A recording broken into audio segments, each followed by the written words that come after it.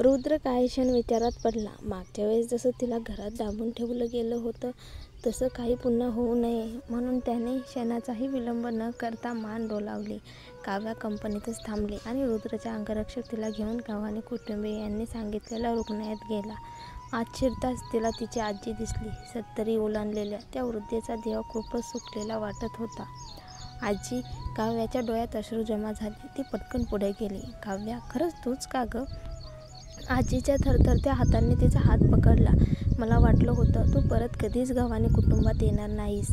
असं कसं होईल गं? तू जिथे आहेस तिथेच माझं घर आहे. काव्याने तिचा हात घट्ट पकडला. गेल्या वेळेसुद्धा आजीनेच तिला सगळ्यात जास्त माया दिली होती. जरी काव्या गव्हाण्यांची सख्खी नात नसली तरी आजीचं तिच्यावर निरपेक्ष प्रेम होतं. काय झालं आहे आजीला?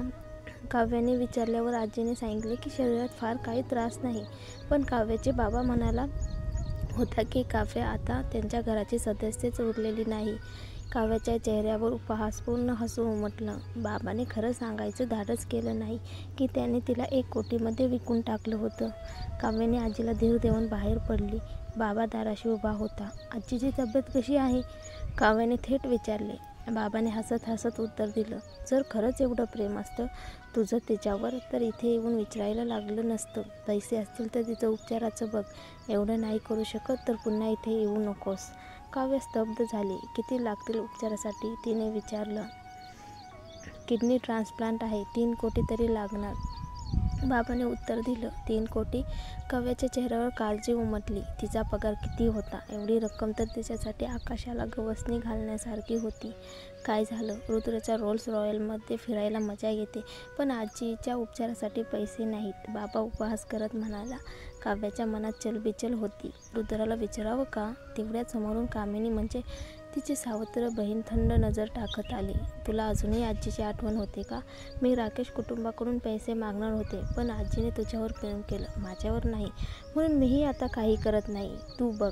काव्याने फक्त एक कटाक्ष टाकत उपहासाने उत्तर दिलं. तू राकेश कुटुंबाकडून पैसे मागशील ते तुला देणार का? काय म्हणालीस तू? कामिनी संतापली. पण तोवर काव्या तिथून निघून गेली होती.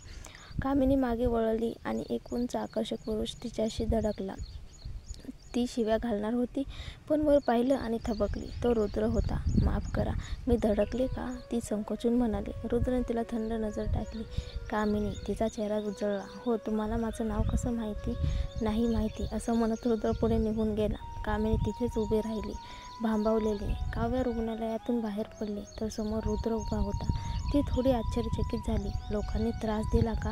त्याने विचारलं. नाही, पण एक मदत करशील का? मला 3 कोटी लागतील. हो, देतो. रुद्रने लगेच उत्तर दिलं. तू विचारणार नाहीस कशासाठी? रुग्णालयातून बाहेर येत आहेस, अजून कशासाठी लागतील? काव्या थोडीशी लाजली. आजीसाठी किडनी ट्रान्सप्लांट आहे. मी तुला हळूहळू परत फेडेन. तू मला खूप काहीच आधीच देणं लागतेस.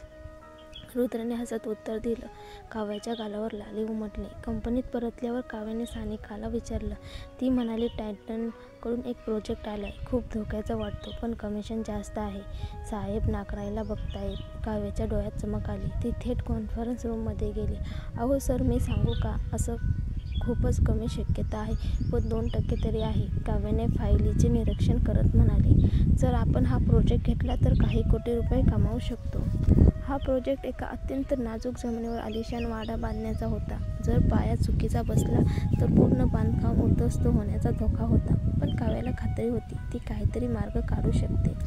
मी प्रयत्न करेन, ती म्हणाली. डोक्यात काही कल्पना आहेत पण आधी थोडी आकडेमोड करावी लागेल. मी आज रात्री अध्यक्ष जाधवांना सांगते. अध्यक्ष जाधव उत्साहाने म्हणाले. मला माहीत होतं तू हे करू शकतेस. मी हा प्रोजेक्ट तुझ्यावर सोडतो. काव्या संध्याकाळपर्यंत ऑफिसमध्ये थांबून आकडेमोड करत होती. त्या दरम्यान रुद्रही त्याच्या कामात गढलेला होता. उशिरा दोघं भेटले आणि रुद्रने विचारलं. कोणता नवीन प्रोजेक्ट घेतलास का? काव्याने मान डोलावली. हो, युनिव्हर्सल ग्रुपसाठी आहे. एक वाडा बांधायचा आहे. मी पाहते. युनिव्हर्सल? रुद्र थोडा गडबडला. कुठला प्रोजेक्ट आहे हा? राजलक्ष्मी घराचा प्रोजेक्ट, काव्या म्हणाली. रुद्र क्षणभर गप्प झाला. त्याला आठवलं. हा प्रोजेक्ट तर विकासच्या हाती होता.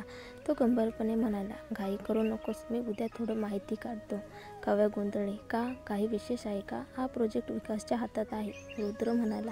काव्या थोडी चिंताग्रस्त झाली. दुसऱ्या दिवशी ती ऑफिसमध्ये पोहोचल्यावर अध्यक्ष जाधवांनी विचारलं, काय वाटतं तुला या प्रोजेक्टबद्दल? सोल्युशन मिळालंय आणि यशस्वी होण्याची शक्यता खूप जास्त आहे. पण काव्या बोलणारच होती तोच अध्यक्ष म्हणाले, वा, मला माहीत होतं तू करू शकशील. मी लगेच मालकाशी बोलतो. थोड्याच वेळात मालक कंपनीचे लोक आले आणि त्या लोकांमध्ये विकास स्वतः होता.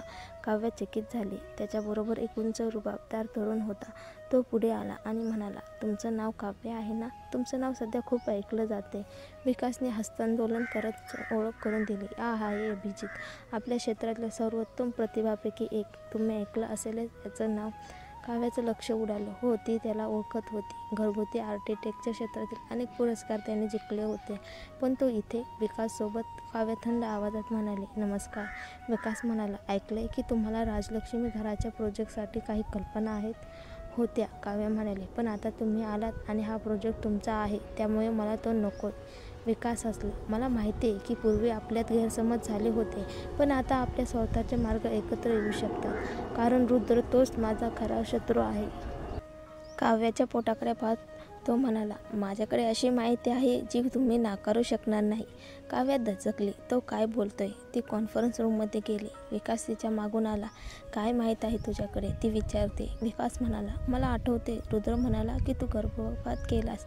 पण माझ्याकडे हॉस्पिटलमधून माहिती आहे की डॉक्टरांना लाच देऊन तुझं मूल मारलं गेलं नाही. काव्या थरथरली. तू? विकास हसत म्हणाला, रुद्र तुझं मूल नष्ट करू इच्छितोय, पण मी ते वाचवू इच्छितो. आता आपण एकाच बाजूचे आहोत. काव्या संतापली. माझ्यावर दबाव टाकण्याचा प्रयत्न करू नकोस. रुद्र खरोखर चांगला माणूस आहे असं वाटतं तुला? विकास म्हणाला, त्याला सर्व काही आपल्या नियंत्रणात हवं असतं. जर तू त्याच्या अपेक्षेनुसार वागत नाहीस तर तो तुलाच संपवेल. काव्याच्या डोळ्यात चमक आली. तिला आठवलं, मीरा कधीतरी म्हणाली होती की रुद्रने स्वतःच्या आईलाही संपवलं होतं. तुला काय हवं आहे? काव्या विचारते. काही नाही, फक्त एवढंच सांगतो, हा प्रोजेक्ट तू माझा म्हणून नाकारू नकोस. तो मला चांगलं वागवतो हे पुरेसं आहे. काव्या म्हणाली, मुलाला मारणं म्हणजे चांगलं वागणं? विकास विचारतो. त्याला गैरसमज झाला होता, काव्या म्हणाली. विकास थंड आवाजात म्हणतो, किंवा कदाचित तो मुलगा त्याच्या नियंत्रणात नाही म्हणून. आता सगळं काही त्याच्या हातात आहे. ही कंपनी, तुझं काम, इथले प्रत्येकजण, अगदी स्वीपरसुद्धा त्याने निवडलेत हे फक्त तुझ्यासाठी एक शो होता. काव्याचा रंग उडाला.